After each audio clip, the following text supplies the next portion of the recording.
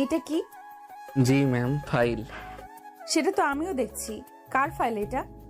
ফয়সাল সাহেবের ফাইল। আপনি আনলেন কেন? উনি কোথায়? না ম্যাম, আসলে ভাবলাম আমরাই তো, তাছাড়া ওনার গা ব্যথা করছে তাই নিয়ে আসলাম। খাটিয়ে দুটো চর মারলে জনদরদি ছুটে যাবে। যান সামনে থেকে। আমিও চুপচাপ বেরিয়ে পড়লাম ম্যামের কেবিন থেকে। এবার মূল কথায় আসি। আমি জাহিদ হাসান জনি, একটা প্রাইভেট কোম্পানিতে কাজ করি, আর যিনি আমাকে ধমকালেন তিনি হলেন আমার বস, মানে এই কোম্পানির মালিক। ওনার নাম নীলা স্যাম। আমার থেকে ছোট হবে, দেখতে সেই লাগে, তাই তো জনদরদি হয়ে বারবার ওনার কেবিনে ওনাকে দেখতে যাই। কি করব, মন তো মানে না, মনে ধরে গেছে, তাই তো সবসময় ওনার দিকে তাকিয়ে থাকি। কি চেহারা, দেখলেই জড়িয়ে ধরতে মন চায়, কিন্তু সমস্যা একটাই, উনি আমাকে দেখতে পারেন না। যাক, এবার গল্পে আসি। ম্যামের কেবিন থেকে বের হয়ে নিজ ডেস্কে এসে বসলাম। তখন ফয়সাল সাহেব বলে উঠলেন, কি ব্যাপার জনি সাহেব, আমার ফাইল কোথায়? ও ম্যামের রুমে ফেলে এসেছি, দাঁড়ান নিয়ে আসছি। আবার ম্যামের রুমে গেলাম। ম্যাম আসবো? আবার আপনি? কি হইছে? না মানে ম্যাম, ওই ফাইলটা নিতে এসেছি। নিয়ে যান আর সামনে থেকে দূর হন। ম্যাম একটা কথা বলি। তাড়াতাড়ি বলে দূর হন। আপনি ঘাড়ো করে কাজল দিতে পারেন না? তাহলে সুন্দর দেখা যেত। কি বললেন আপনি? না মানে কারোর যাতে নজর না লাগে। আপনি যাবেন সামনে থেকে? ম্যাম রেগে গেছেন, তাই তাড়াতাড়ি বেরিয়ে গেলাম। এই মেয়েটার মনে কি রসকস নেই, সারাক্ষণ শুধু গম্ভীর হয়ে থাকে। আজ দুপুরে কাজ করছি, তখন গাছে চিল্লাচিল্লির আওয়াজে তাকিয়ে দেখলাম আমার কলিগ জহিরুল ভাইকে ধমকাচ্ছেন। ম্যামকে দেখে একধারে তাকিয়ে থাকলাম, ওনাকে নিয়ে কল্পনায় সুখের সাগরে ভাসছি। তখন কারো ধমকের কারণে বাস্তবে ফিরলাম, চেয়ে দেখি ম্যাম সামনে দাঁড়িয়ে আছে। কি ব্যাপার? আপনি কাজ রেখে হাবলার মতো তাকিয়ে আছেন কেন? কাজ করতে ভালো না লাগলে চাকরি ছেড়ে দেন। কেন যে এসব অকর্মা লোককে বাবা চাকরি দিয়েছে? ম্যাম তার কেবিনে যেতে যেতে বিড়বিড় করে বললেন, আজ অন্য কোম্পানির সাথে আমাদের প্রেজেন্টেশন আছে। আমরা যথাসময়ে চলে গেলাম, সাথে নীলা ম্যামও আছে। প্রেজেন্টেশন চলছে, সব ঠিকঠাকই চলছিল। এক পর্যায়ে ম্যামের সাথে তাদের কথা কাটাকাটি হয়ে ডিলটা ক্যান্সেল হয়ে গেল। ম্যাম সেই রেগে আছে। কনফারেন্স রুম থেকে বের হতেই ম্যাম আমার গালে সজোরে একটা চড় দিল। আমি চোখে সর্ষে ফুল দেখছি। আমি প্রতি উত্তরে বললাম, ম্যাম মারলেন কেন? তোদের রাখি কি বসে বসে খাওয়ার জন্য? আমরা আবার কি করলাম? তোদের জন্যই তো দিলটা ক্যান্সেল হলো। তোরা কিছু বললি না কেন? আমরা কিছু বলার আগেই তো আপনি ওদের সাথে রেগে গেলেন। তোর সাহস তো কম না, তুই আমার দোষ দিচ্ছিস। সামনে থেকে যা, তা না হলে তোকে কি করব তা আমি নিজেও জানি না। ম্যামে রেগে যাওয়া দেখে আমি সামনে থেকে চলে আসলাম। ভুল করেছে উনি, আর দোষ চাপাচ্ছে আমাদের উপর। ওনার বাবা কত ভালো মানুষ, আর উনি এমন বজ্জাত হলেন কোথা থেকে? কেন যে ওনার বাবা অসুস্থ হলেন আর উনি এই কোম্পানির বস হলেন? আর ভালো লাগে না, মন চায় চাকরিটা ছেড়ে দিতে, কিন্তু চাকরিটা অনেক প্রয়োজন, তাই ছাড়তেও পারি না। তাছাড়া কোম্পানিতে ময়ন করার সময় 5 বছরের শর্ত দেওয়া ছিল। এর আগে কোম্পানি থেকে যেতে পারবো না। ঘরের দিনের প্রস্তুতি নিয়ে বের হলাম। অফিসে গিয়ে নিজের ডেস্কে বসলাম। না, একবার ম্যামকে দেখে আসি। ম্যামের কেবিনের সামনে গিয়ে যেই একটু দেখে চলে আসতে যাব, তখনই ম্যামের ডাক। কি ব্যাপার, কিছু বলবেন? না। তাহলে এখানে কি করছেন? কাজ করতে মন চায় না নাকি? না মানে ম্যাম আসলে আসলে কি? কাজ ফাঁকি দেওয়ার বাহানা শুধু। যান গিয়ে কাজ করুন। যা, একটু দেখতে গিয়েছিলাম, তাও ধরা খেয়ে গেলাম। সব সুন্দরী মেয়েরা কি রাগী থাকে নাকি? আমার পরিটা এমন, মনে হয় জন্মের সময় মুখে মধু দেয়নি, যার কারণে মুখে তিতা তিতা কথা। এভাবেই বেশ কিছুদিন চলে গেল, আর ম্যামের ব্যবহারেও জীবন অতিষ্ঠ হয়ে গেছে। হঠাৎ এক সকালে অফিসে কাজ করছি, একটা ফাইল সাইন করার জন্য ম্যামের কাছে যাচ্ছিলাম। কে জানতো একই সময় ম্যামও কেবিন থেকে বের হচ্ছিল, যার ফলে দরজার কোণার সাথে হোঁচট খেয়ে ম্যামকে নিয়ে পড়ে গেলাম। আহা, কি শান্তি লাগছে, চোখটা বুজে আছি। খেয়াল আসতেই ম্যামের উপর থেকে উঠলাম। চারপাশ ঘুরতেই দেখলাম অফিস স্টাফরা সবাই জড়ো হয়ে গেছে। ম্যাম আমার দিকে রাগী দৃষ্টিতে তাকিয়ে আছে। সরি ম্যাম, আমি দেখতে পাইনি। ছোট লোকের বাচ্চা, তুই ইচ্ছে করে আমার সাথে অসভ্যতামি করছিস। কি বলছেন এসব? আমি কিছুই করিনি। ছি ছি জনি ভাই, তোমাকে কত ভালো ভেবেছিলাম, আর তুমি কি না। বিশ্বাস করো, তোমরা এরকম কিছুই করিনি আমি। কি বিশ্বাস করতো ওরা? তুই আগে থেকে সুযোগ খুঁজছিলি আমার সাথে অসভ্যতামি করতে। আজ সুযোগ বুঝে তুই আজ আমার সতীত্ব নষ্ট করতে চেয়েছিলি। এই বলে ম্যাম ন্যাকা কান্না শুরু করে দিল। আমি তো অবাকের পর অবাক, কি থেকে কি হয়ে গেল। ম্যাম যা বলছে তাই সবাই বিশ্বাস করছে। ফয়সাল ভাই, তুমিও কি বিশ্বাস করো? সে মাথাটা নিচু করে ফেললো। ইরা, তুমিও? ইরা সেখান থেকে চলে গেল। আমি তো প্রায় পাগল প্রায় অবস্থা। তোমরা সবাই বিশ্বাস করো। আরে আমি তো ম্যামকে ভালোবাসি, ওনার সাথে কিভাবে এসব করব? একটু বিশ্বাস করো। কিভাবে বিশ্বাস করি? কি প্রমাণ আছে তোমার কাছে তুমি যে ম্যামের সাথে অসভ্যতামি করনি? প্রমাণ না, এক দৌড়ে কন্ট্রোল রুমে চলে গেলাম। সেখান থেকে তখনকার সিসি ক্যামেরা ফুটেজ চেক করলাম। হ্যাঁ, এই তো পেয়েছি। তখনকার ফুটেজটা পেয়ে গেছি। ফুটেজটা গিয়ে যেন প্রাণ ফিরে পেলাম। সবার সামনে ফুটেজটা চালু করে দিলাম। সবাই এবার বিশ্বাস করলে তো আমি ইচ্ছা করে এসব কিছু করিনি। সবাই মাথা নিচু করে ফেললো। সবাইকে উদ্দেশ্য করে বললাম, কি করিনি তোমাদের জন্য আমি? কত কাজ আমি নিজে করে দিয়েছি তোমাদের। ম্যামের বকা খেয়েও তোমাদের ফাইল সাইন করে এনে দিয়েছি। এতদিন তোমার সাথে কাজ করছে, এতটুকু চিনলে না আমাকে? সব কিছু মনে থাকবে আমার। এবার ম্যামের দিকে তাকালাম, মাথা নিচু করে আছে। আর আপনি কি বলছেন? আপনার সতীত্ব নষ্ট করতে চেয়েছি, এত নিচু মন মানসিকতা আপনার। আরে আমি আপনাকে ভালোবাসি, এত অপমানের পরেও আপনার পাশাপাশি থাকি, কারণে অকারণে আপনার কাছে যাই। এই চেহারা নিয়ে এত অহংকার করেন? আরে ফর্সা হলে যদি সুন্দর হতো তাহলে আপেলের চেয়ে মূলার দাম বেশি হতো। একটা কথা মনে রাখবেন, ভালোবাসি বলে এতটা রেসপেক্ট করি, তা না হলে আর কিছু বললাম না। নিজের ডেস্কে এসে মাথা টেবিলে দিয়ে বসে পড়লাম। রাগে আর ভয়ে গা কাঁপতে থাকলে চোখ দিয়ে দু ফোঁটা পানি গড়িয়ে পড়ল। হঠাৎ কাঁধে কারো হাতের স্পর্শ পেয়ে পিছনে তাকালাম। তুমি? হ্যাঁ, আমি জানতাম আপনি এমন কাজ করতেই পারেন না, তাই তো সামনে থেকে চলে আসলাম। এখন চলেন, দুপুর হয়ে গেছে, লাঞ্চটা করে আসি। না, তুমি যাও। আরে চলেন তো, মনটাও হালকা হয়ে যাবে। এক প্রকার জোর করেই নিয়ে গেল বাইরে। ফিরে এসে কাজ জমা দিয়ে বাসায় চলে আসলাম। রাতটা নির্ঘুম কাটালাম আর চিন্তা করলাম, নীলা মানে ম্যামের সামনে আর এত যাব না। ওকে ভালোবাসার ভূত মাথা থেকে তাড়াতে হবে।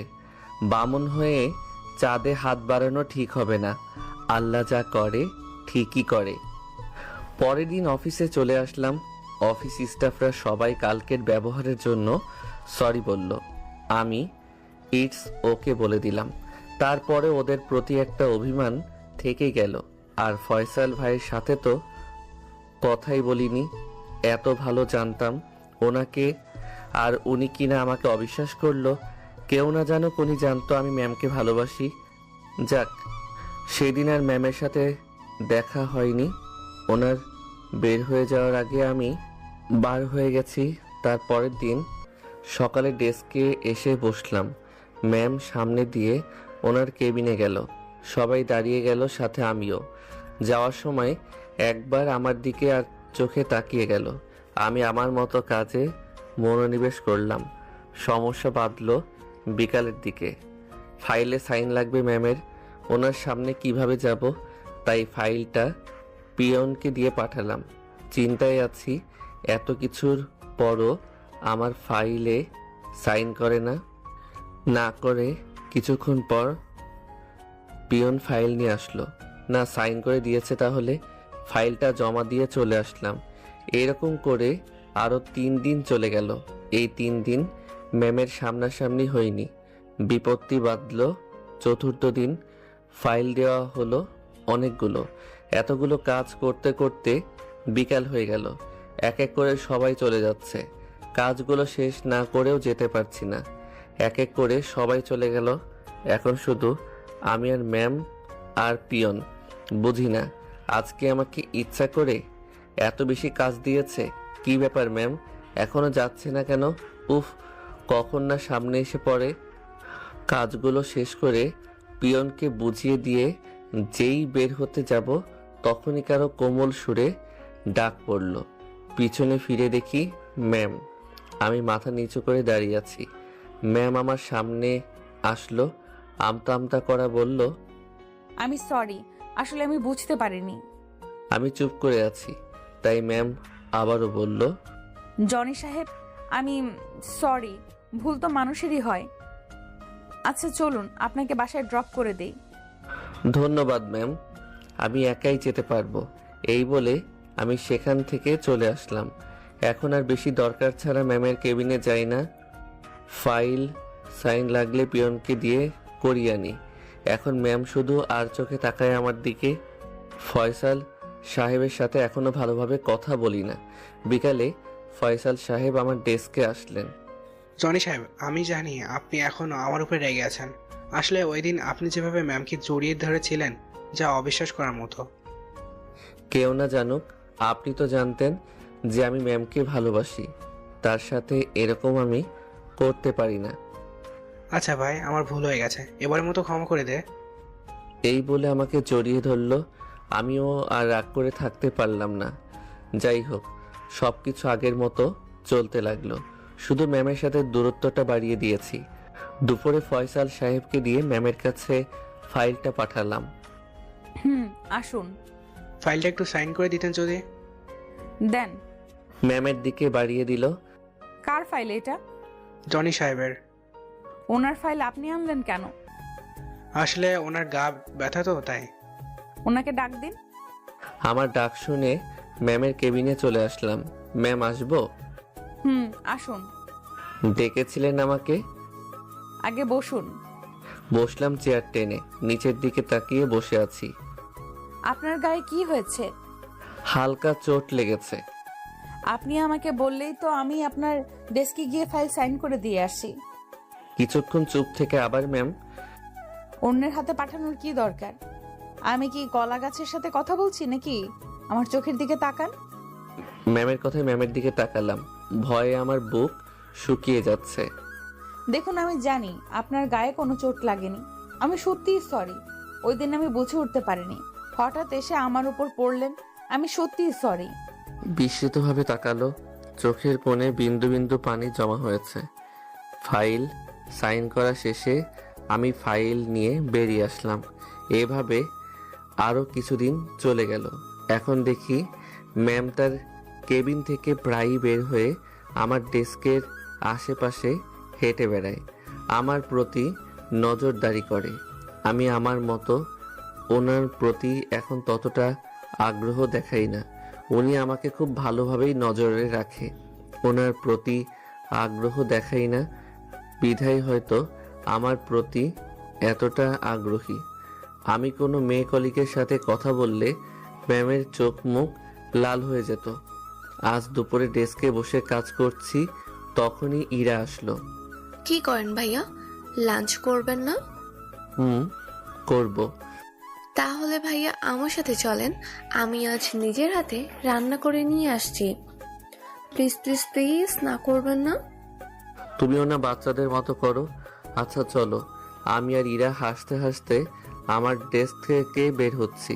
হঠাৎ কে যেন আমার কলার ধরলো। আমি তাকিয়ে দেখি নীলা ম্যাম। মুখ চোখ কেমন রক্তবর্ণ ধারণ করেছে। আমি তো ভয় পেয়ে গেলাম, কি করলাম আবার কে জানে।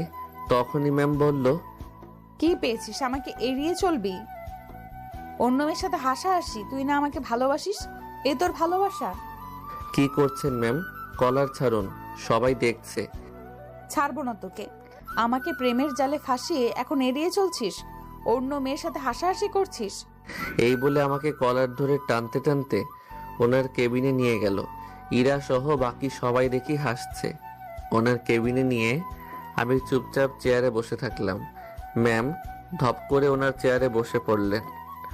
আমার সামনে বসে বারবার হাত দিয়ে চোখের পানি মুছছে মানবতার খাতিরে। এক পিস টিস্যু এগিয়ে দিলাম। এবার তিনি শব্দ করে কেঁদে দিলেন। এখানে চুপচাপ বসে থাকবি, আর যদি কোনো মেয়ের সাথে দেখি তোকে খুন করে ফেলবো, দেখিস। শয়তান একটা। এই বলে আবার কান্না করতে ব্যস্ত হয়ে পড়ল।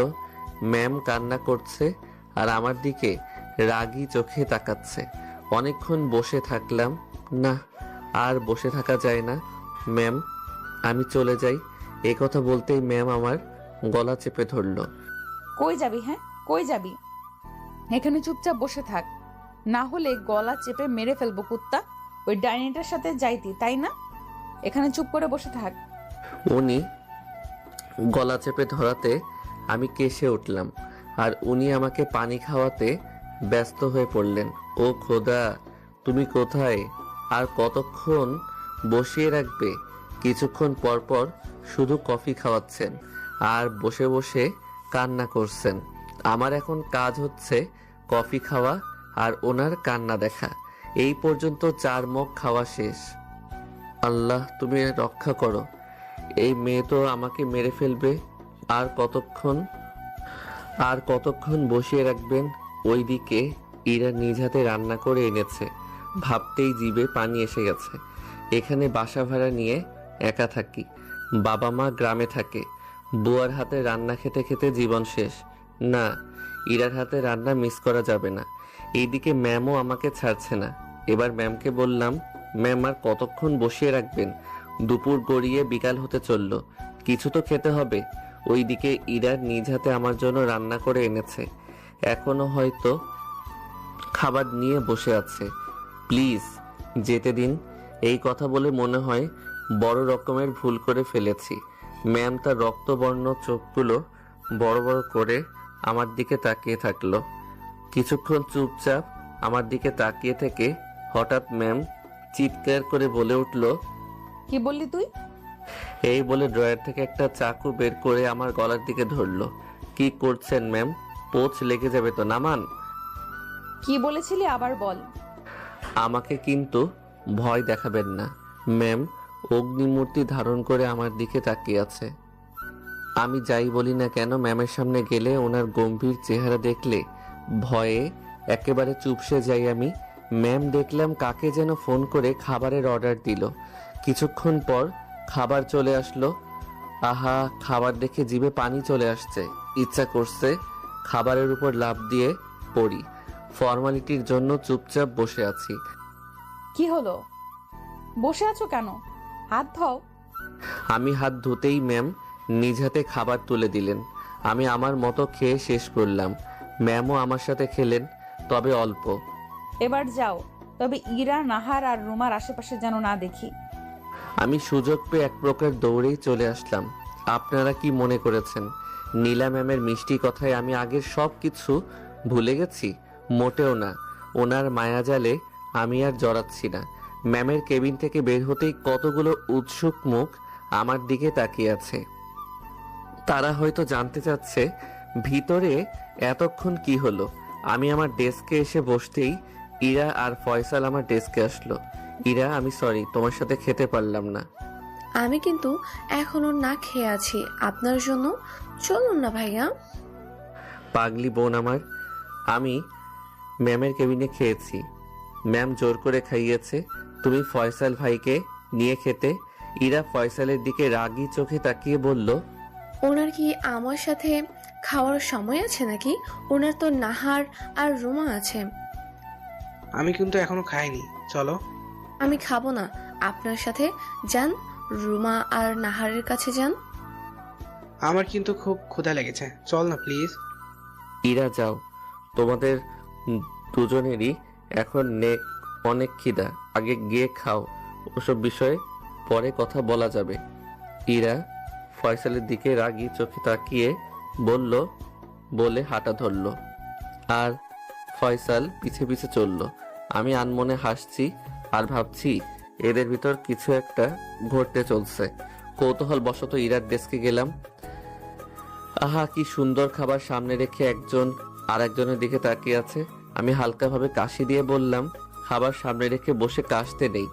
আমার কথায় দুজনের শুভ দৃষ্টির বাধা ঘটল। দুজনই বেশ লজ্জা পেয়ে গেল। তুমি মিয়া আসার আর সময় পেলে না?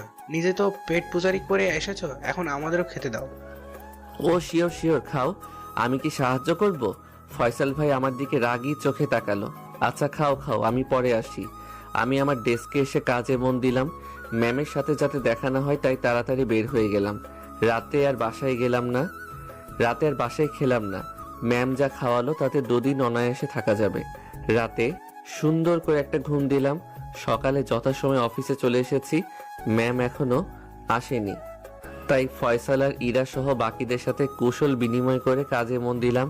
কিছুক্ষণ পর ম্যাম আসলো। আমরা সবাই দাঁড়িয়ে গেলাম। ম্যাম দেখলাম আমার দিকে রাগী চোখে তাকিয়ে তার কেবিনে চলে গেল। আমি আবার কি করলাম কে জানে। ওইদিকে আমার কোনো ভ্রুক্ষেপ নেই। আমি আমার মতো কাজে মনোনিবেশ করলাম। একটা ফাইল জমা দিব, তাই ম্যামের সাইন লাগবে। ওনার কেবিনে আমার যেতেই মন চায় না, অন্যকে দিয়েও পাঠাতে পারবো না। অজ্ঞতা, আমাকে যেতে হলো। ম্যাম আসবো? হ্যাঁ আসুন, আপনার জন্য তো ওয়েট করছি। আমি কাছে যেতেই ম্যাম চেয়ার থেকে উঠে আমার কলার ধরলো, একটানে ওনার মুখের কাছে নিয়ে আসলো। ওনার প্রতিটা নিঃশ্বাস আমি অনুভব করতে পারছি। আমার হার্টবিট যেন ক্রমশই বেড়ে যাচ্ছে।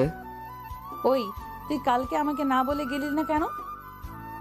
খুব বিরক্ত লাগছে আমার। আমি কলার থেকে হাত নামাতে নামাতে বললাম, দেখুন আমার এসব ভালো লাগছে না, সরুন। ম্যাম আমার দিকে কিছুক্ষণ তাকিয়ে থেকে তাই দেন। এর থেকে বেশি কিছু আপনার থেকে আশা করা যায় না। আমার কথায় কিছুটা আঘাত পেয়েছে। দেখলাম ম্যামের চোখের কোণ থেকে কিছুটা পানি গড়িয়ে পড়ল। আমি ফাইল রেখে রুম থেকে বেরিয়ে আসলাম। আমার ডেস্কে এসে বসলাম। না, ফাইল তো জমা দেওয়ার সময় হয়ে গেছে।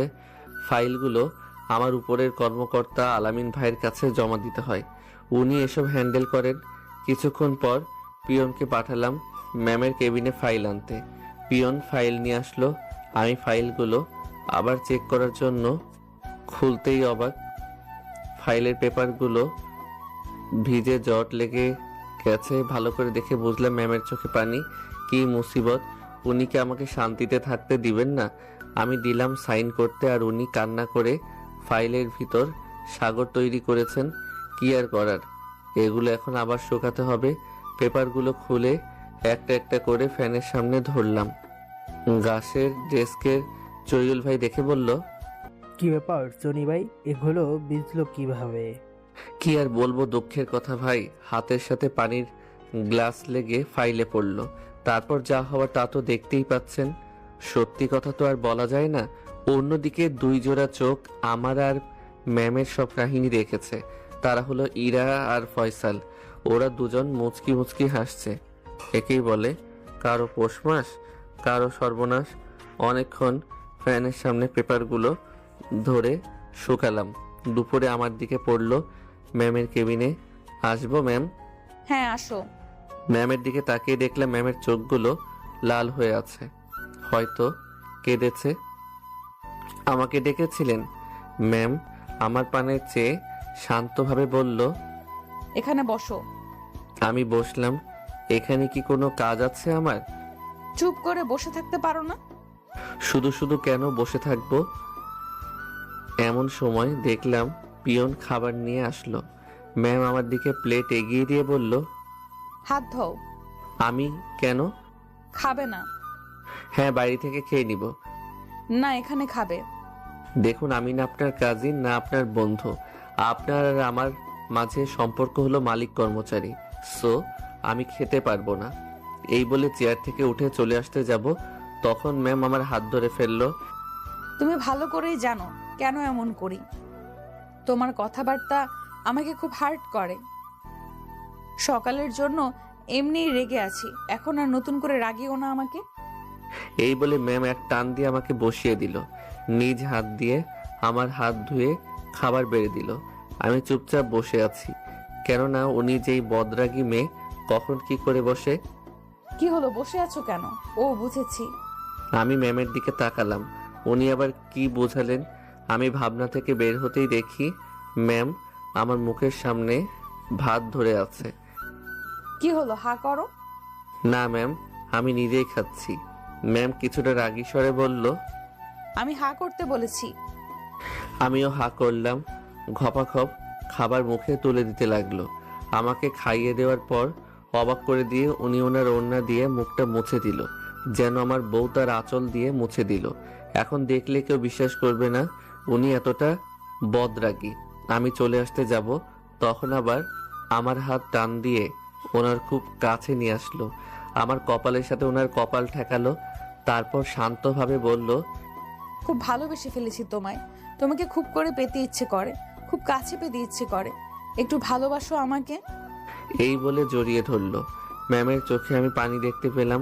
না, ওনার এতটা কাছে থাকলে নিজেকে কন্ট্রোল করতে পারবো না, তাই ওনার কাছ থেকে নিজেকে ছাড়িয়ে চলে আসলাম।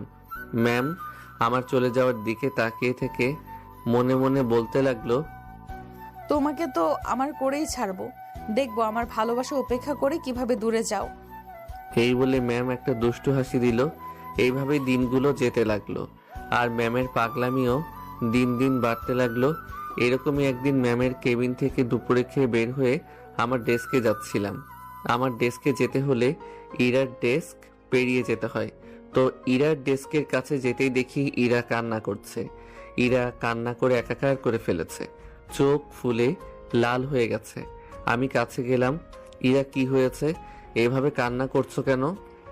ভাইয়া, ফয়সাল নাহারের সাথে লাঞ্চ করতে গেছে। এই কথা বলে ইরা আরো কান্নায় ভেঙে পড়ল। মেয়েটা একেবারে সহজ সরল। হ্যাঁ, যেতেই পারে, কলিগ যেহেতু যেতেই পারে, সমস্যা কি? ইরা রাগান্বিত স্বরে বলল, কলিগ হলেই যেতে হবে নাকি? ও কেন যাবে? ও নাহারের সাথে যেতে পারবে না, ব্যাস। এই কথা বলে ইরা আবার মাথা নিচু করে ফেলল।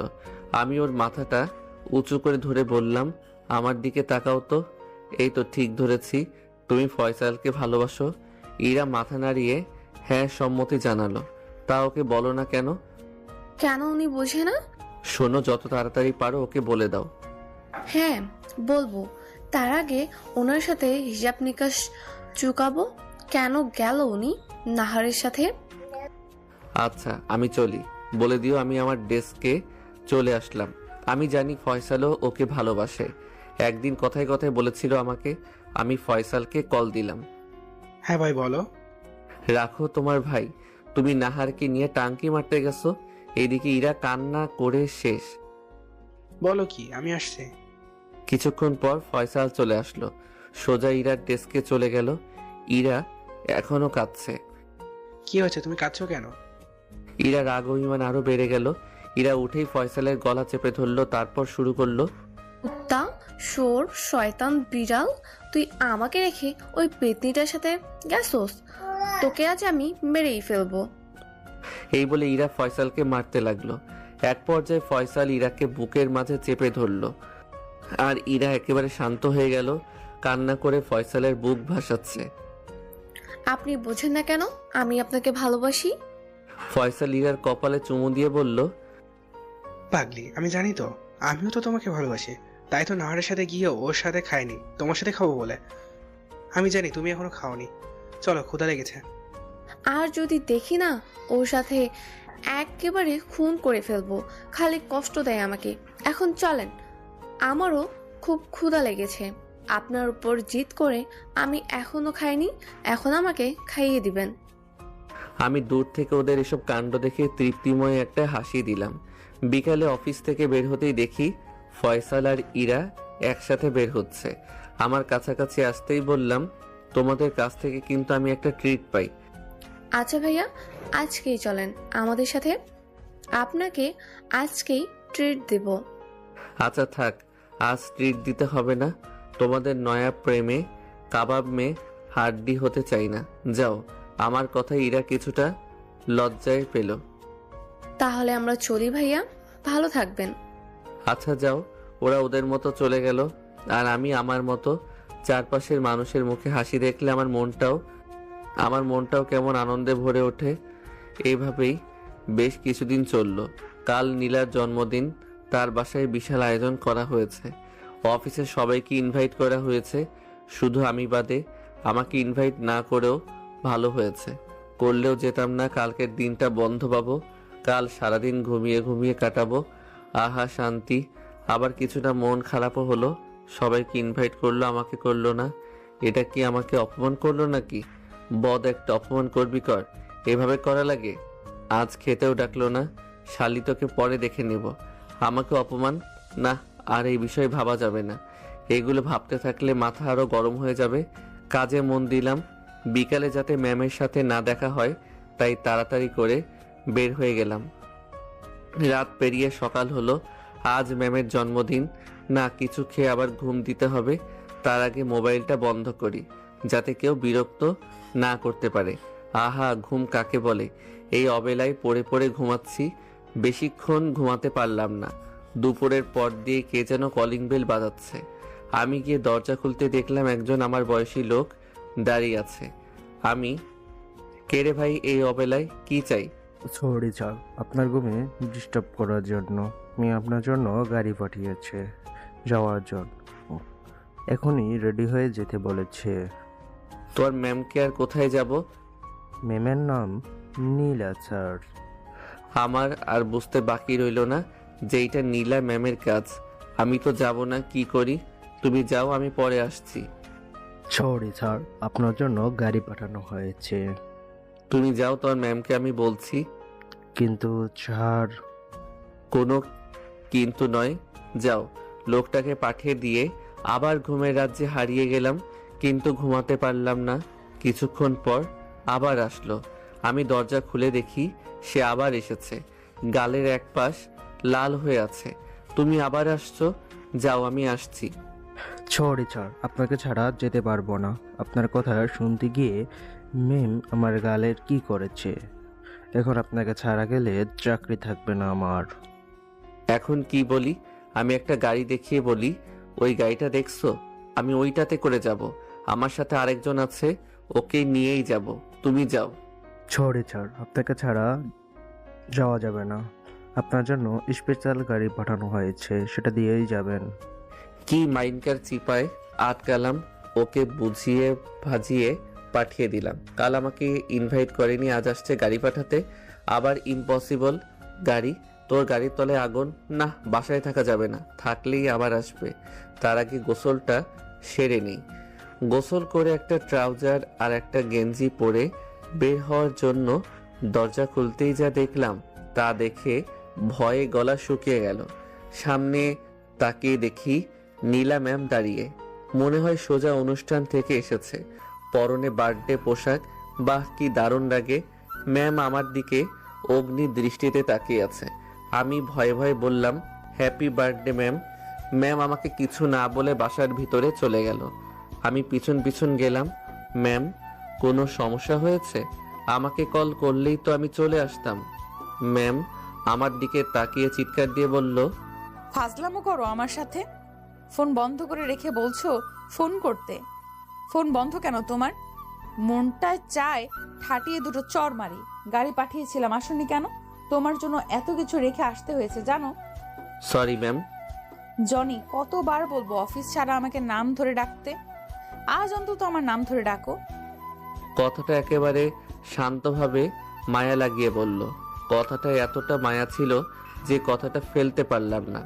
আমার চুপ থাকা দেখে ম্যাম আবার বলল, কি হলো জনি? কিছু বলো। তোমার নীরবতা যে আমাকে কষ্ট দেয়।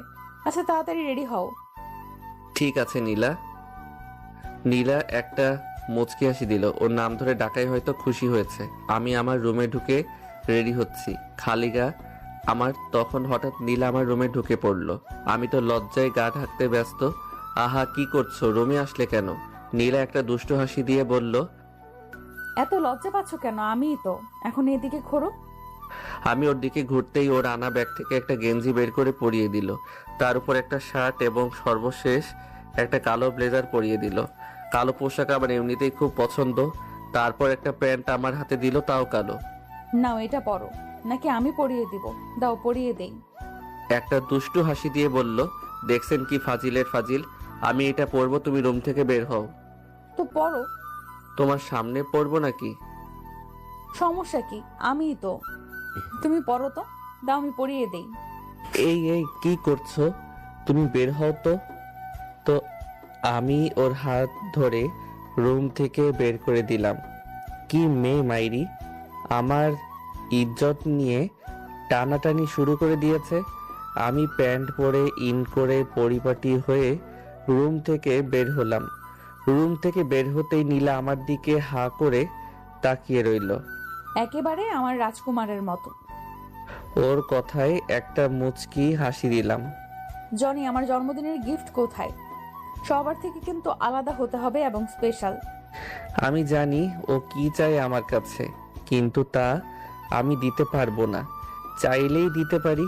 আমি আমার ড্রয়ার খুলে ওর জন্য অনেক আগে কিনা কালো শাড়িটা দিলাম।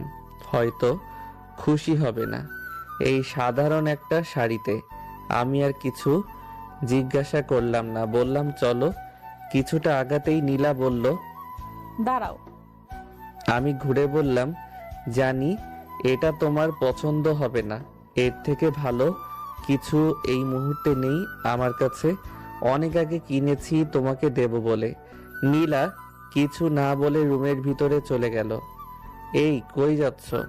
আমার কথার কোনো কর্ণপাত করলো না। কিছুক্ষণ পর নীলা রুমের ভিতর থেকে আমাকে ডাক দিল। আমি ভিতরে গিয়ে তো অবাক, নীলা আমার দেওয়া শাড়ি পরছে। কি হা করে তাকিয়েছো কেন? আমার শাড়ির কুচিটা ঠিক করে দাও। আমি হ্যাঁ তুমি। নাও ধরো। এই বলে শাড়ির সামনের অংশটা আমার হাতে ধরিয়ে দিল। আমি নীলার দিকে ভালো করে তাকিয়ে দেখি নীলার পেটের অংশে কাপড় নেই। কি সুন্দর পেট! এটা দেখে আমি চোখ বন্ধ করে ফেললাম। কি হলো? চোখ বন্ধ করলে কেন? চোখ খোলো, আমার দিকে তাকাও। আমি ওর দিকে তাকালাম। নীলা আমার চোখের দিকে তাকিয়ে বলল, এত লজ্জা পাচ্ছ কেন? এত লজ্জা পাচ্ছ কেন? দাও কুচিটা ঠিক করে দাও। সময় হয়ে গেছে। আমি কুচিটা ঠিক করে বললাম, নাও পরে নাও। তুমি পরিয়ে দাও। আমি পারবো না, তুই পরে নাও। তাহলে কিন্তু আমি এভাবেই চলে যাব। নীলা কিছুটা রেগে গিয়ে বলল, এই মেয়ের রাগী চেহারা দেখলে বিব্রত হয়ে যাই আমি। আমি কুচিটা পরিয়ে দিতেই আমার হাত নীলার পেটে লাগলো। সাথে সাথে আমার পুরো শরীর শিহরিত হয়ে গেল। নীলা চোখ বন্ধ করে ফেললো আর ঘন ঘন শ্বাস নিতে লাগলো। আমি কুচিটা পরিয়ে দিয়ে দাঁড়িয়ে গেলাম। নীলা এখনো চোখ বন্ধ করে আছে। এখনো চোখ বন্ধ করে আছো কেন নীলা? চোখ খুলে লজ্জা মিশ্রিত একটা হাসি দিল। চলো। আমার হাত ধরে টান দিয়ে নীলার খুব কাছে নিয়ে এসে বলল, আরে এত তাড়া কিসের? তুমি আমাকে গিফটটা দিয়েছো, তোমার গিফট নিবে না? আমার গিফট লাগবে না। আমাকে গিফট দিছো, তোমাকে তো গিফট নিতেই হবে। চোখ বন্ধ করো। গিফট নিতে আবার চোখ বন্ধ করতে হয় নাকি? এই গিফটটা নিতে হলে চোখ বন্ধ করতে হয়। তাড়াতাড়ি চোখ বন্ধ করো। আমি চোখ বন্ধ করতেই নীলা আমার ঠোঁটের সাথে ওর ঠোঁট মিলিয়ে একটা চুমু দিল। সাথে সাথে আমার সারা দেহে আগুন ধরে গেল।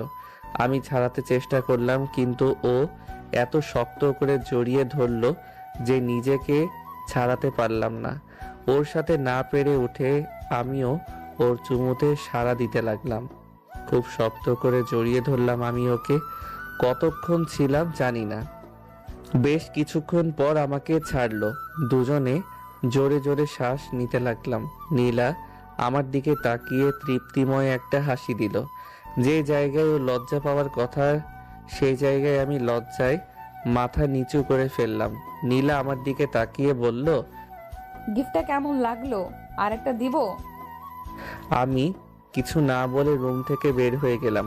অন্যদিকে নীলা আমার যাওয়ার পথের দিকে তাকিয়ে মুচকি হেসে বলল, ভালো তো আমাকে বাসতে হবেই। আমার ভালোবাসার সাথে তোমার রাগ অভিমান পেরে উঠবে না। এই বলে নীলাও আমার পিছন পিছন যেতে লাগলো। আমি যেতে যেতে একলা একলা বলছি, এই মেয়ের লজ্জা বলতে কিছুই নেই। ওর এরকম ভালোবাসায় আমার রাগ অভিমান পানি হয়ে যাচ্ছে। না, ওর কাছ থেকে দূরে দূরে থাকতে হবে, না হলে ওর ভালোবাসায় জড়িয়ে যাব। নীলা পিছন থেকে বলল, কি বিড়বিড় করছো? গাড়িতে ওঠো। আমি গাড়িতে উঠলাম। নীলা আমার পাশে বসলো। আমার একটা হাত ওর হাতের ভিতর নিয়ে নিল। আমারও ভালো লাগছিল, তাই আর সরালাম না। কিছুক্ষণ পর আমার কাঁধে মাথা রেখে আমার দিকে তাকিয়ে রইল। এই মেয়ে তো আমার মনে রাজত্ব করেই ছাড়বে। গাড়ি চলতে লাগলো নীলাদের বাসার উদ্দেশ্যে। কিছুক্ষণ পর নীলাদের বাসার সামনে এসে উপস্থিত হলাম। না, বেশ জাঁকজমক করেই সাজিয়েছে বাড়িটা। পিছন থেকে, কি হলো, ভেতরে চলো। ও হ্যাঁ চলো। ও আমার হাত ধরে হাঁটা ধরলো। আমি হাত ছাড়িয়ে নিলাম। এত লোকের মাঝে মালিক কর্মচারী হাত ধরে হাঁটবে, কেমন দেখায়। নীলা আমার দিকে তাকিয়ে বলল, হাত ছাড়ালে কেন? দেখো এখানে অনেক মানুষ, হাত ধরে হাঁটা সবাই ভালো চোখে দেখবে না। নীলা আবার আমার হাত ধরে বলল, কারোর দেখাতে আমার কিছুই যায় আসে না। পাগলামি করো না, পরেও হাত ধরে হাঁটতে পারবে। নীলাকে কোনো রকম বুঝিয়ে আগে পাঠিয়ে দিলাম। আমি পিছন পিছন ভিতরে গেলাম। ভিতরে অনেক মানুষ দেখা যায়। নীলাদের বিজনেস পার্টনাররা সহ তাদের রিলেটিভরা এসেছে, আর অফিস স্টাফরাও এসেছে। আমি গিয়ে নীলার বাবার সাথে কুশল বিনিময় করলাম। লোকটা অনেক ভালো। চারপাশ ঘুরে ঘুরে দেখছি। অন্যদিকে নীলাকে তার কাজিনরা সহ তার বান্ধবীরা আটকে রেখেছে। নীলা বারবার আমার খোঁজ করছে। এক পাশে গিয়ে বসলাম। পাশে তাকাতেই দেখি ইরা আর ফয়সাল হাতে হাত ধরে বসে আছে। আরে প্রেম রে! আমি ওদের কাছে গিয়ে বললাম, এক্সকিউজ মি। আমাকে দেখে ওরা হাত ছেড়ে দিল। আরে জনি, তুমি? ভাইয়া কেমন আছেন? এই তো ভালো, তোমরা কেমন আছো? জি ভাইয়া ভালো। আচ্ছা থাকো তোমরা, আমি চারপাশটা ঘুরে দেখি। ওখান থেকে চলে আসলাম। নীলাকে দেখার জন্য মনটা কেমন উসখুস করছে, তাই চলে গেলাম ওকে দেখতে। সবাই গোল বেঁধে নীলাকে আটকে রেখেছে, আর নীলা বারবার চারদিকে কাকে যেন খুঁজছে, হয়তো আমাকে। নীলার এ অবস্থা দেখে খুব হাসি পাচ্ছে আমার। চাইলেও ওদের কাছ থেকে ছুটে আসতে পারছে না। একটু পর নীলার কেক কাটা হবে। সবাই কেকের পাশে এসে দাঁড়ালো। আমি আড়ালে লুকিয়ে গেলাম, তা না হলে দেখা গেছে আমাকে তার পাশে দাঁড় করিয়ে সবার আগে কেকটা আমাকে খাইয়ে দিত। যথাসময় কেক কাটলো। কেক কাটার পর্ব শেষ করতে একজন সুদর্শন ছেলে এসে নীলার হাত ধরে একটা চুমু দিল। সাথে সাথে আমার হৃদয়টাও কেঁপে উঠল। বুকে চিনচিন ব্যথা হতে লাগলো। আমার এমন হচ্ছে কেন? আমি কি ওকে ভালোবেসে ফেলেছি? ভালো যদি নাই বাসি, তাহলে আমার এমন হচ্ছে কেন? না, আর ভাবতেই পারছি না। ওই ছেলেটা দেখলাম নীলাকে উপরে বারান্দার দিকে নিয়ে যাচ্ছে। আমিও পিছন পিছন গেলাম। দেখলাম ছেলেটা নীলার গায়ে হাত দিয়ে কথা বলছে। নীলা এতে কোনো রিয়াক্ট করছে না। মাথাটা গরম হতে লাগলো আমার। একটু পর ছেলেটা নীলাকে দেয়ালের সাথে চেপে ধরলো, দুই হাত দিয়ে নীলার দু হাত ধরে। ছেলেটা আস্তে আস্তে তার মুখ নীলার মুখের কাছে নিচ্ছে। নীলা ছোটার জন্য চেষ্টা করছে, এটা দেখে আর ঠিক থাকতে পারলাম না। যখনই কিছু দিতে যাবে ঠিক তখনই দৌড়ে গিয়ে ছেলেটাকে একটা লাথি দিলাম, যার ফলে ছেলেটা দু হাত দূরে গিয়ে পড়লো। জানি না তখন আমার কি হয়েছিল। ছেলেটাকে এক দাঁড় থেকে মারতে লাগলাম। হঠাৎ কে যেন আমার কলার ধরে দাঁড় করিয়ে ঠাস ঠাস করে দুই গালে দুইটা থাপ্পড় দিল। আমি ভালো করে তাকিয়ে দেখলাম সে আর কেউ না, স্বয়ং নীলা। আমি নীলার দিকে বিস্মিতভাবে তাকিয়ে রইলাম। তারপর নীলা যা বলল তা শুনে আমার চোখ দিয়ে দু ফোঁটা পানি পড়ে গেল। লুচ্চা লাফাঙ্গা কোথাকার! তোকে এর জন্য এনেছি আমি, গুন্ডামি করার জন্য? ছোট লোক তো ছোট লোকই থাকে, বাজে কোথাকার। তারপর নীলা ছেলেটাকে ধরে ভিতরে নিয়ে গেল। আমি চোখের পানিটুকু মুছে ওদের বাসা থেকে বের হয়ে রাস্তায় হাঁটছি আর ভাবছি, হায় রে ভালোবাসা, অভিনয়ের সেরা ট্রফি দেওয়া উচিত নীলাকে। এত কষ্টের মাঝেও এই ভেবে হাসি গেল যে ছেলেটার নাক থেকে তো রক্ত বের করেছি। কত বড় সাহস আমার জিনিসের দিকে নজর দেয়! কি বললাম আমি? আমার জিনিস? হা হা হা, নিজের কথায় নিজেকে ধিক্কার দিচ্ছি। বড় লোকদের সবই অভিনয়। যার জন্য করলাম চুরি সেই বলে চোর। আমাকেই লুচ্চা বলছে। আবারও চোখ দুটো ভিজে যাচ্ছে। অফিসের কেউ দেখেনি, দেখলে হয়তো মুখ দেখানো যেত না। যাওয়ার সময় এক পাতা ঘুমের ওষুধ নিয়ে গেলাম বাসায়। রাতে ঘুম আমার চোখে ধরা দিবে না, তাই এই পদ্ধতি। রাতে আর খেতে ইচ্ছে করলো না, তাই বাসায় এসেই ঘুমের ওষুধ খেয়ে ঘুমের দেশে পাড়ি জমালাম। অন্যদিকে নীলা রাতে শাড়ি পাল্টাতে গিয়ে শাড়ির দিকে চোখ গেল, আর তখন মনে পড়ে গেল আমার কথা। নীলা মনে মনে ভাবছে, এ আমি কি করলাম? জনি তো ঠিকই করেছে, রাফি তো আমার সাথে অসভ্যতামি করেছে, আর আমি কি না? উফ, রাগ উঠলে কি যে করি না আমি। এখন নিজের চুল নিজে উঠাতে ইচ্ছে করছে। ছেলেটা না খেয়ে চলে গেল। না, একবার কল দেই। নীলা কল দিল, কিন্তু কল কেউ ধরে না, আবার দিতে থাকে। এভাবে এক ধারে কল দিতেই থাকে, কিন্তু কেউই কল ধরে না। অন্যদিকে আমি তো ঘুমের ওষুধ খেয়ে ঘুমিয়েছি, কোনো হুঁশ নেই আমার। আমার ফোন এক ধার থেকে বাজছে, কিন্তু আমার কান পর্যন্ত শব্দ পৌঁছায়নি। ওইদিকে নীলাও রাতে খাবার না খেয়ে ঘুমিয়ে আছে। সকালে ঘুম থেকে উঠলাম, দাঁড়াতেই ঘুরে পড়ে গেলাম। আসলে গতকাল দুপুর থেকে না খেয়ে আছি তো, তাই শরীর পুরো দুর্বল। কোনো রকম রান্নাঘরে গেলাম, যা রান্না করা ছিল সব পচে গেছে। বুয়া আসতে অনেক দেরি আছে। সেলফ খুঁজে এক বাটা মুড়ি গেলাম। এত বেশি খিদা ছিল যে সব শেষ হয়ে গেল। তারপরও খিদা কমেনি। আবার সেলফ হাতিয়ে এক প্যাকেট বিস্কিট পেলাম। আসলে এগুলো কবে এনে রেখেছি নিজেও জানি না। বিস্কিটগুলো কিছুটা ড্যাম। খিদার কাছে এগুলা কিছুই না। এগুলা খেয়ে পানি খেলাম, এবার খিদা কিছুটা কমেছে। মোবাইলটা হাতে নিয়ে দেখি নীলা বেশ কয়েকটা কল দিয়েছে। কিছুক্ষণ পর আবার কল দিল নীলা। মোবাইলটা সাইলেন্ট করে পাশে রেখে দিলাম। বেশ কিছুক্ষণ পর বুয়া আসলো, রান্না করে দিয়ে চলে গেল। আমি খেয়ে আবার ঘুম দিলাম। রাত পেরিয়ে সকাল হলো যথাসময়। আমি অফিসে চলে গেলাম। আমি আমার ডেস্কে বসে বসে ভাবছি ম্যামের সামনে কিভাবে মুখ দেখাবো। তখন ফয়সাল পাশে থেকে বলল, কি জনি সাহেব, কাল কেক কাটার পর আর আপনাকে দেখলাম না। আসলে আমি খেয়ে আগে চলে এসেছি। ও, আমি বসে বসে ফাইল দেখছি, তখন ম্যাম আসলো। আমরা সবাই দাঁড়িয়ে গেলাম। আমি মাথা নিচু করে দাঁড়ালাম। কিছুক্ষণ পর ম্যামের কেবিনে ডাক পড়লো, আমি আসবো ম্যাম? হ্যাঁ আসো, চেয়ারে বসো। আসলে জনি, আমি সত্যিই সরি কালকের জন্য। তুমি তো জানোই রাগ উঠলে আমার মাথা ঠিক থাকে না। আসলে রাফি হলো আমাদের বিজনেস পার্টনার। ওদের সাথে 4 কোটি টাকার বিজনেস ডিল হয়েছিল। ও যদি ডিলটা ক্যান্সেল করে দেয় তাহলে আমাদের অনেক লস হয়ে যাবে। আর আমি যখন ওকে থাপ্পড় দিতাম তখন তুমি এসে মাইর দিলে। আসলে আমি সরি, তোমাকে থাপ্পড় দিয়ে আমি নিজেও অনেক কষ্ট পেয়েছি। আমাকে মাফ করে দাও। নীলা আমার হাত ধরে বলল। আমি হাতটা ছাড়িয়ে নিয়ে বললাম, না ম্যাম, ঠিক আছে। আমার মতো সামান্য একজন কর্মচারীর জন্য আপনাদের এত বড় ক্ষতি হতে যাচ্ছিল। ম্যাম আহত কণ্ঠে বলল, জনি প্লিজ মাফ করে দাও। সরি তো। আচ্ছা ঠিক আছে, মাফ করে দিলাম। তাহলে আপনি কেন বলছো? হা হা হা, হাসালেন ম্যাম। সামান্য একজন কর্মচারী হয়ে মালিককে তুমি তুমি করে বলবো? হাসালেন ম্যাম। জনি সরি তো। দেখলাম ম্যামের চোখ জোড়া ভিজে আসছে। ম্যাম, কোনো কাজ থাকলে বলেন, অযথা বসিয়ে রাখবেন না। টেবিলে অনেকগুলো ফাইল জমা হয়ে আছে। ম্যাম আমার চোখের দিকে তাকিয়ে আছে। আমি রুম থেকে বেরিয়ে আসলাম। ম্যাম মাথা নিচে কে দিয়ে বসে আছে। ডেস্কে বসে কাজ করছি, তখন দেখলাম রাফি নামের সেই ছেলেটি ম্যামের কেবিনে যাচ্ছে। মনে হয় ডিলটা ফাইনাল করতে যাচ্ছে। ওকে দেখে হাসি গেল, মুখটা এখনো দাগ হয়ে আছে। কিছুক্ষণ পর ম্যামের কেবিন থেকে চিৎকারের আওয়াজ আসছে। আমি কাজে মন দিলাম। এবার শব্দটা জোরে কানে এলো।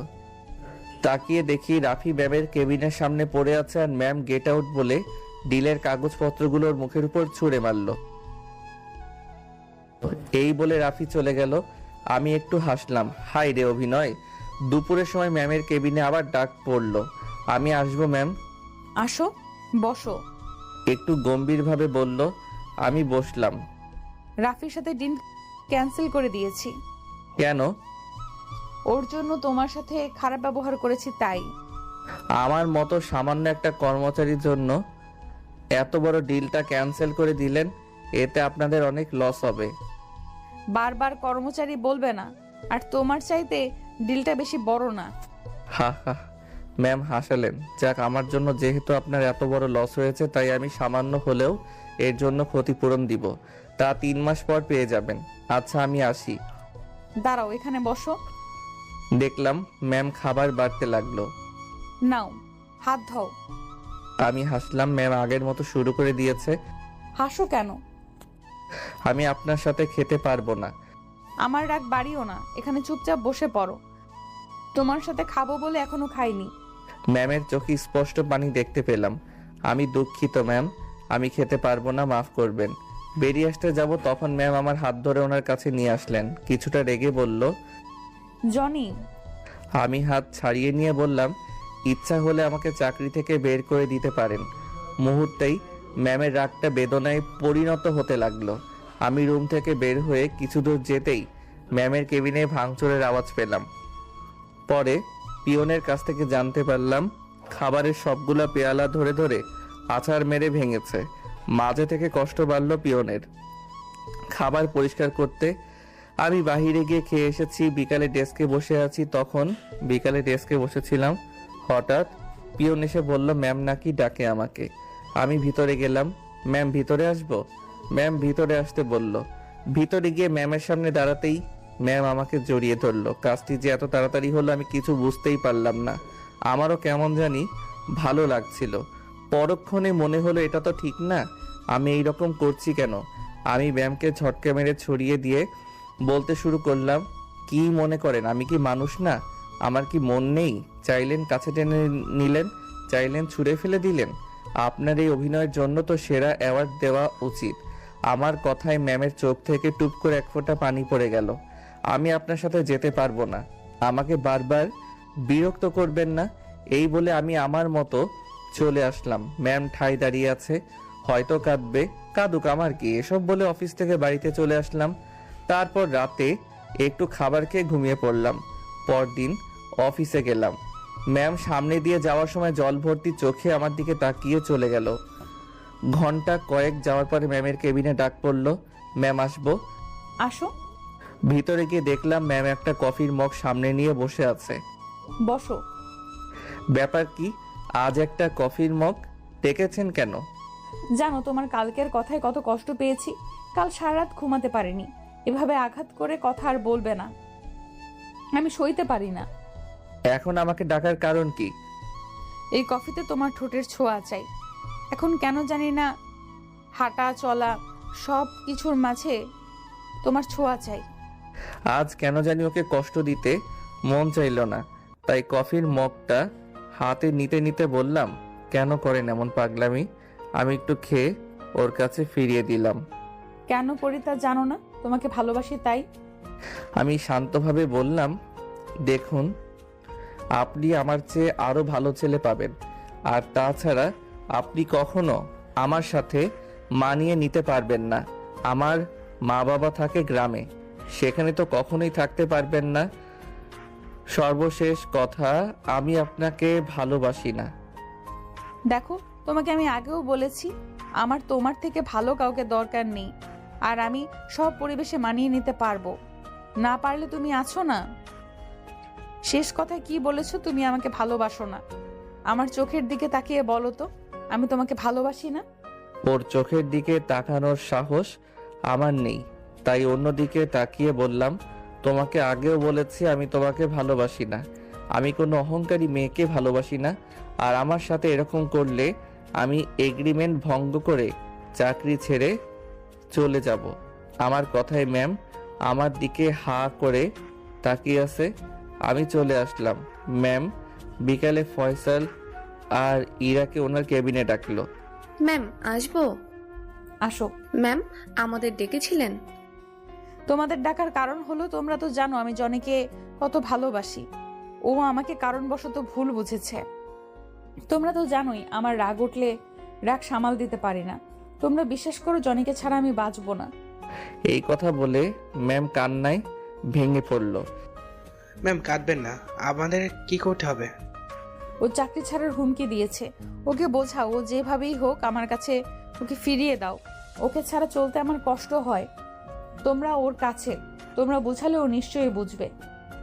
আপনি কোনো চিন্তা করবেন না, আমরা দেখছি ব্যাপারটা। কাঁদবেন না ম্যাম, আমরা আছি তো আপনার সাথে। আর শোনো, এতদিন তোমাদের সাথে যা খারাপ ব্যবহার করেছি তার জন্য ক্ষমা করে দিও আমাকে। কি যে বলেন না ম্যাম, আমরা এখন আসি। এই বলে ওরা দুজন সোজা আমার ডেস্কে চলে আসলো। কি ব্যাপার, তোমরা দুজন একসাথে কিছু বলবে? না মানে যদি ভাইয়া ম্যাম তোমাকে সত্যিই ভালোবাসে, ওনার সাথে আর অভিনয় করে থেকো না, অভিমান করে থেকো না। হ্যাঁ জানি, ও ঠিকই বলেছে, আর রাগ করে থেকো না। এবার আমি ওদের দিকে ভালো করে তাকিয়ে বললাম, দেখো ইরা, তোমাকে আমার ছোট বোনের মতো জানি, আর ফয়সাল তোমাকে বড় ভাইয়ের মতো।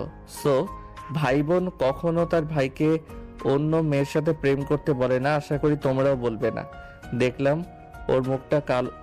ওরা মুখটা কালো করে চলে গেল। যাওয়ার সময় দেখলাম আমার সাথে কথা না বলে বের হয়ে যাচ্ছে। বুঝলাম আমার সাথে অভিমান করেছে। ওদের সামনে গিয়ে বললাম, তোমরা রাগ করেছো? আমি ইরার গালে হাত দিয়ে টেনে বললাম, আরে বোন আমার, দেখি বেশি জেদি হয়ে গেছে। ভাইয়ের উপর রাগ করে থাকতে নেই। ইরা দেখলাম কেঁদে দিল। এই জন্যই ওকে এত ভালো লাগে। সহজ সরল মেয়ে একটা, একটুতেই কেঁদে দেয়। আমি ইরার চোখের পানি মুছে দিলাম। তখন ইরা বলল, আমার চোখের পানি মুছলে কি হবে, তোমার নীরার চোখের পানি তো এখনো পড়তেছে। আবার ঘুরে এক কথা, শোন বোন আমার, ফয়সাল ভাই তুমিও শোনো। ওর আর আমার মাঝে বিশাল ব্যবধান, তা তোমরা কেন বুঝো না? ধরো তোমাদের কথা ধরে ওর সাথে প্রেম করলাম, এর শেষ পরিণতি কি? বিয়ে। ও কি পারবে আমার সাথে মানিয়ে নিতে? কখনোই পারবে না। বুঝলে এবার? ওরা দেখলাম মাথা নিচু করে ফেললো। আমি ইরার গালে হাত দিয়ে বললাম, পাগলি বোন আমার, চলো তোমাদের আজকে ট্রিট দিব। এবার তো একটু হাসো। ইরা একটু মুচকি হাসি দিল। এই তো হয়েছে, চলো। ওদের নিয়ে রেস্টুরেন্টে গিয়ে ট্রিট দিলাম। অন্যদিকে ম্যাম আমার ওই কথা বলার পর থেকে বেশি একটা জোর খাটানোর সাহস পায় না। এইভাবেই কিছুদিন চলে গেল। এর ভিতর কোম্পানি ডেভেলপমেন্ট হওয়ার জন্য ম্যামের বাসায় ছোটখাটো একটা পার্টি দিয়েছে অফিসের সবাইকে নিয়ে। তো কাল সন্ধ্যায় অনুষ্ঠান। দুপুরে কাজ করছি, তখন ম্যাম আমার ডেস্কে আসলো। আমি দাঁড়িয়ে গেলাম। আমাকে বললেই তো আমি চলে আসতাম। না থাক, শোনো, তোমাকে কিন্তু কাল আসতেই হবে। আমি মুচকে একটা হাসি দিলাম। ম্যাম আবারও বলল, হাসলে হবে না, তোমাকে কিন্তু আসতেই হবে। আমি প্রতি উত্তরে আবার একটা মুচকি হাসলাম। ম্যাম হয়তো বুঝতে পেরেছে আমি আসবো না, তাই রাতে ওনার বাবাকে দিয়ে আবার কল করালো। আমি সালাম দিয়ে বললাম, স্যার কেমন আছেন? এই তো বাবা ভালো। শোনো, যে কারণে তোমাকে কল দিয়েছি তা হলো কাল কিন্তু তোমাকে থাকতেই হবে। না মানে স্যার, আমার মানে টানে বাদ, কাল তুমি সবার আগে আসবে। ব্যাস, রাখছি। কি আর করার। পরের দিন বিকালে ওদের বাসার উদ্দেশ্যে রওনা দিলাম। বাসার সামনে যেতেই দেখি নীলা দাঁড়িয়ে। রিক্সা থেকে নামলাম, ও আমার সামনে এসে দাঁড়ালো। আসতে কোনো সমস্যা হয়নি তো তোমার? জি না ম্যাম। আচ্ছা চলো। কিছু না বলে ভিতরে যেতে লাগলাম। ম্যাম আমার পিছন পিছন আসতে লাগলো। ভিতরে গিয়ে দেখলাম অনেকেই চলে এসেছে। আমি সোজা স্যারের সাথে দেখা করতে চলে গেলাম। কেমন আছেন স্যার? এই তো ভালো বাবা, তুমি এসেছো? যাও সবার সাথে কথা বলো। আমি সবার সাথে কথা বলতে লাগলাম। নীলা যেন কোথায় গিয়েছে। মেয়েটাকে আজ পরীর মতো লাগছে। কিছুক্ষণ পর রুমা আসলো। এসেই তার ঢং মার্কা কথা, তুমি আগে চলে আসছো আর আমি তোমার সাথে আসতে চেয়েছি। তুমি না একটা। থাক আর বলতে হবে না। আচ্ছা চলো ওখানে গিয়ে বসি। হ্যাঁ চলো। রুমার সাথে বসে কথা বলছি, তখন কোথা থেকে নীলা এসে আমার হাত ধরে টানতে লাগলো। আরে কি হয়েছে ম্যাম? দেখে তো মনে হয় রেগে আছে। টানতে টানতে উপরের বারান্দায় নিয়ে গেল, একটা দোলনাতে নিয়ে বসালো, আরও নিজে আমার সামনে চেয়ার টেনে বসলো। আমার দিকে চোখ দুটো বড় বড় করে তাকিয়ে আছে। এইভাবে তাকালে আমি অনেক ভয় পেয়ে যাই। ম্যাম এইভাবে তাকিয়ে আছেন কেন? আর এখানে নিয়ে আসলেন কেন? ম্যাম কিছুটা চিৎকার দিয়ে বলল, তুমি জানো না কেন তাকিয়ে আছি? শোনো, তুমি আমার রাগ বাড়িও না। তুমি জানো রাগ উঠলে আমি রাগ কন্ট্রোল করতে পারি না। নীলা কিছুক্ষণ চুপ থেকে বলল, কি খাবে? না কিছু না। তুমি না খেলেও আজ আমি খাবো। নীলা একটা দুষ্টু হাসি দিয়ে বলল, কি? তোমার ঠোঁট। এই বলে আমার ঠোঁটের উপর হামলা করলো। চুমু দিয়ে ধরে রেখেছে তো ধরেই রেখেছে, ছাড়ার নামই নেই। আমি আর না পেরে ওর পিঠ খামচে ধরলাম। কিছুক্ষণ পর হঠাৎ ওর বান্ধবীরা চলে আসলো। ও সরি ভুল সময় চলে এসেছে। নীলা এবার ওদের কথায় আমাকে ছেড়ে দিল। আমি হাঁপাচ্ছি। নীলা একটু দম নিয়ে তার বান্ধবীদের বলতে লাগলো, কি হয়েছে? তোদের আসার আর সময় নেই, চলে এসেছিস? দেখছিস যে আমরা দুজন একসাথে আছি, তোদের মন চায় তোদের জন্য। আর কিছুক্ষণ পারলাম না। ওর এই কথা শুনে ওর বান্ধবীরা হেসে বলল, তাহলে আমরা আসি? না থাক, যাওয়া লাগবে না, ওর সাথে পরিচয় হয়ে নে।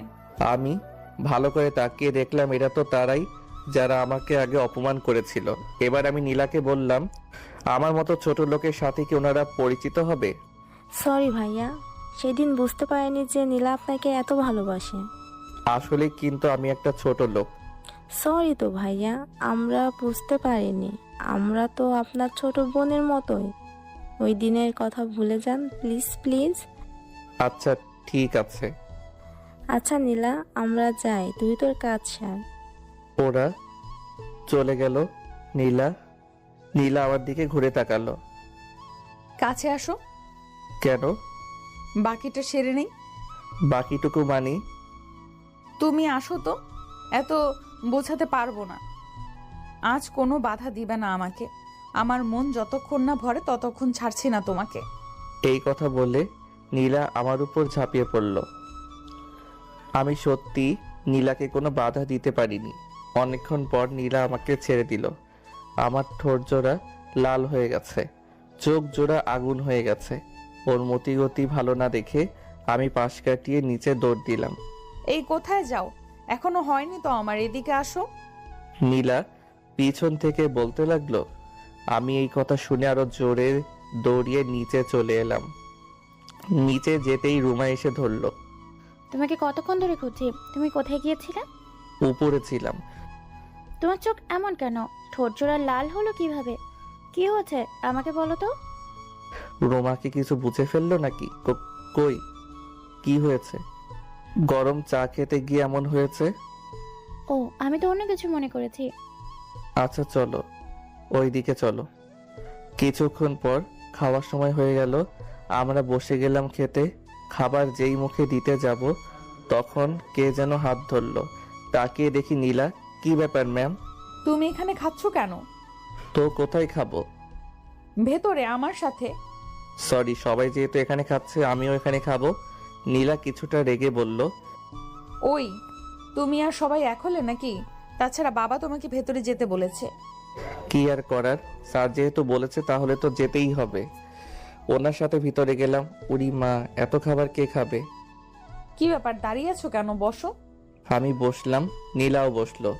স্যার কোথায়? কিছুক্ষণ পর স্যার আসলেন। আমি, নীলা আর ওর বাবা খাচ্ছি। খাওয়ার মাঝে নীলার বাবা বলল, শোনো জনি, আমার মেয়েটা এতটাও খারাপ না যতটা তুমি ভাবো। আমি এবার খাওয়া রেখে ওনার দিকে তাকালাম।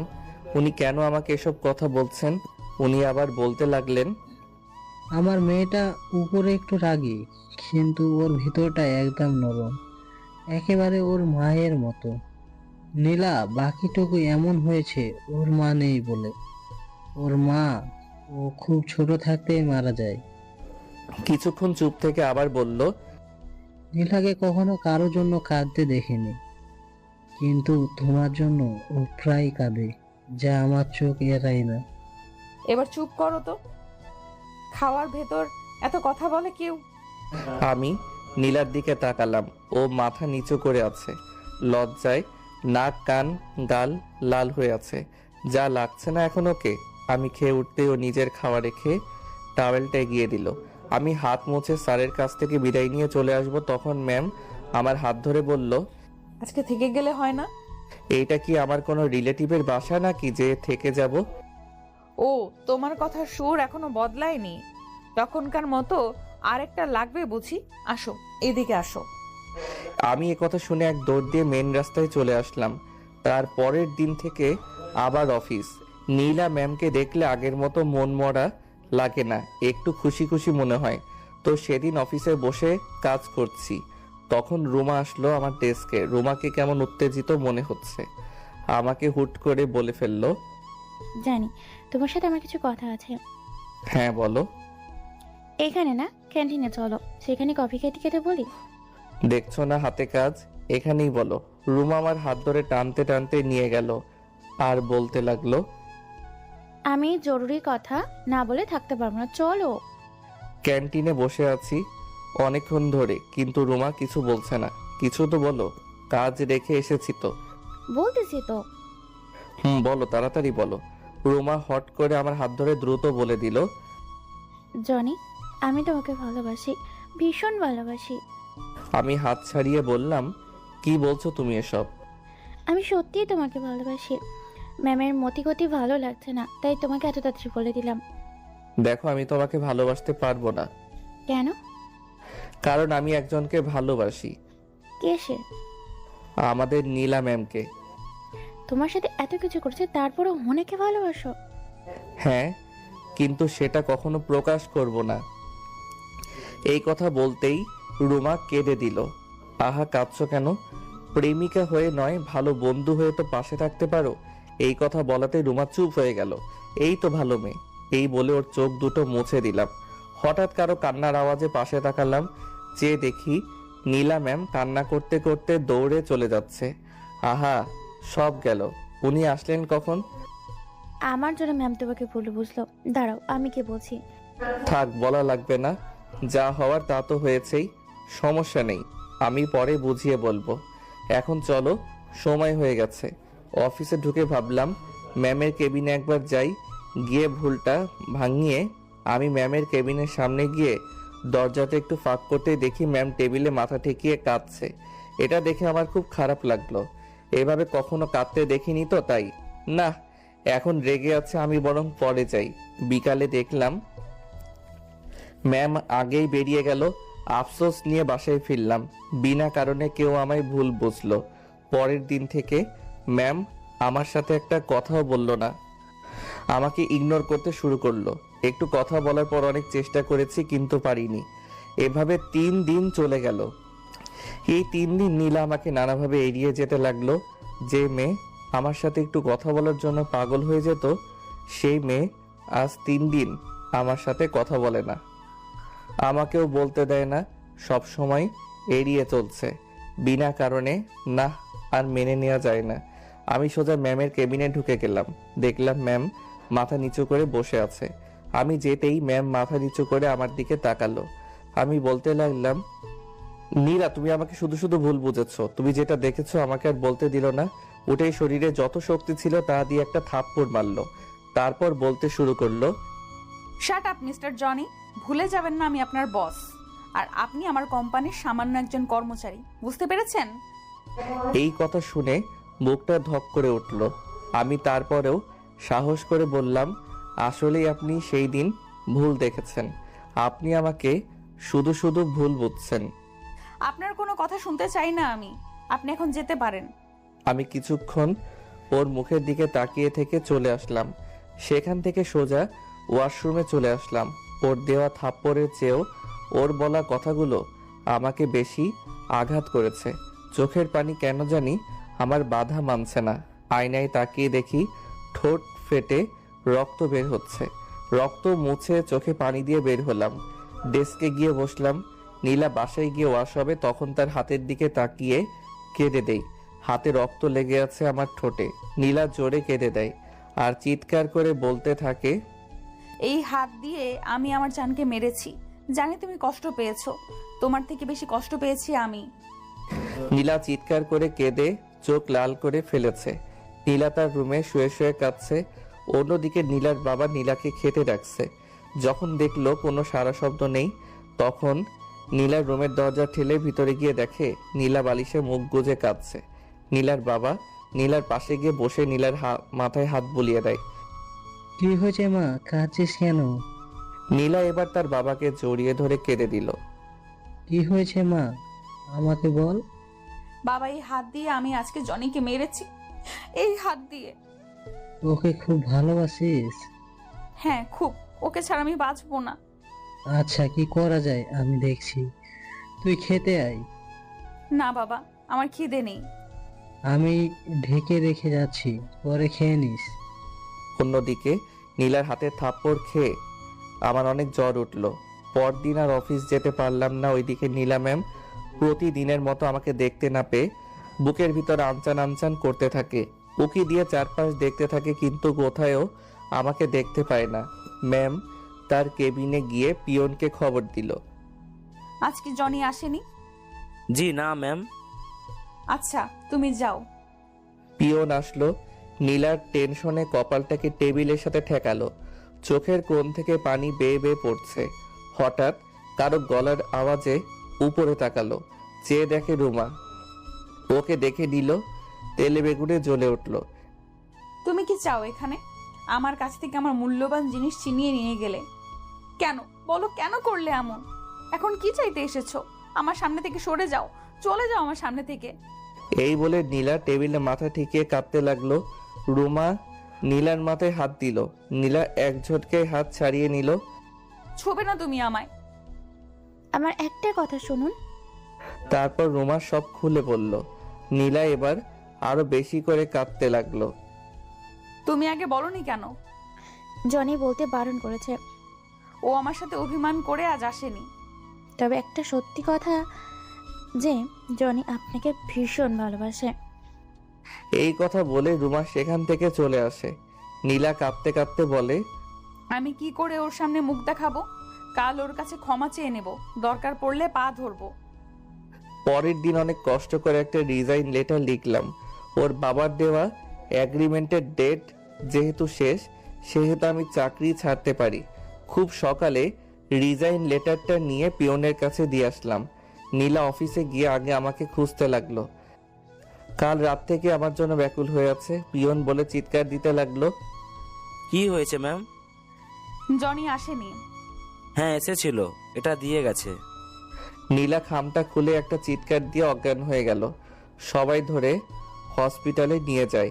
অন্যদিকে আমি দুপুরে শুয়ে আছি, তখন আমার ফোনে একটা কল আসে। আমি ধরে দেখি ইরা। কল রিসিভ করতে ওপাশ থেকে কান্নার আওয়াজ শুনতে পেলাম। কি হয়েছে, কাঁদছিস কেন? তুমি এমনটা করলে কেন? চাকরিটা ছাড়লে কেন? তাতে কি হয়েছে, ফয়সালকে নিয়ে আমার বাসায় চলে আসিস। অন্যদিকে নীলার সেন্স আসতেই চিৎকার দিয়ে বলতে লাগলো, আমার জনি কই? আমি জনির কাছে যাব। এই বলে নীলা দৌড়ে নিচে গিয়ে সোজা গাড়ি নিয়ে আমার বাসায় চলে গেল। আমি শুয়ে আছি, তখন কলিং বেলের আওয়াজ শুনতে পেলাম। মনে হচ্ছে কলিং বেল ভেঙে ফেলছে। আমি দরজা খুলতেই কে যেন আমার বুকে ঝাঁপিয়ে পড়লো। দুজন মিলে বাসার ভিতরে পড়ে গেলাম। চেয়ে দেখি নীলা। আমি ছাড়িয়ে নিয়ে বললাম, কি হয়েছে ম্যাম, এমন করছেন কেন? আমাকে মাফ করে দাও প্লিজ। আমি তোমাকে ছাড়া বাঁচতে পারবো না। আমি সত্যিই তোমাকে ভালোবাসি। কি বলছেন, পাগল হলেন নাকি?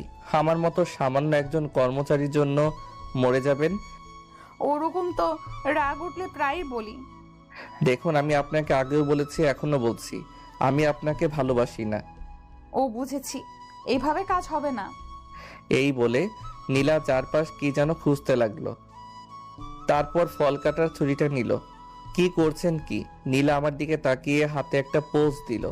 সাথে সাথে রক্ত গড়িয়ে পড়তে লাগলো। আমি ভয় পেয়ে গেলাম। কি করছো কি? কাছে আসবি না। আসলে আমার বুকের ভেতর ঢুকিয়ে দেব। তারপর হাতে আরেকটা পোজ দিল। এবার আর সইতে পারলাম না, দৌড়ে গিয়ে হাত থেকে ছুরিটা ফেলে দিয়ে হাতটা চেপে ধরে বুকের মাঝে চেপে ধরলাম। কি করছো, কি পাগল হয়ে গেছো নাকি? নীলা এক ঝটকায় আমার কাছ থেকে নিজেকে ছাড়িয়ে নিয়ে বলল, হ্যাঁ আমি পাগল হয়ে গেছি, তোর জন্য পাগল হয়ে গেছি। সর তুই, রক্ত ঝরে মরে যাব আমি।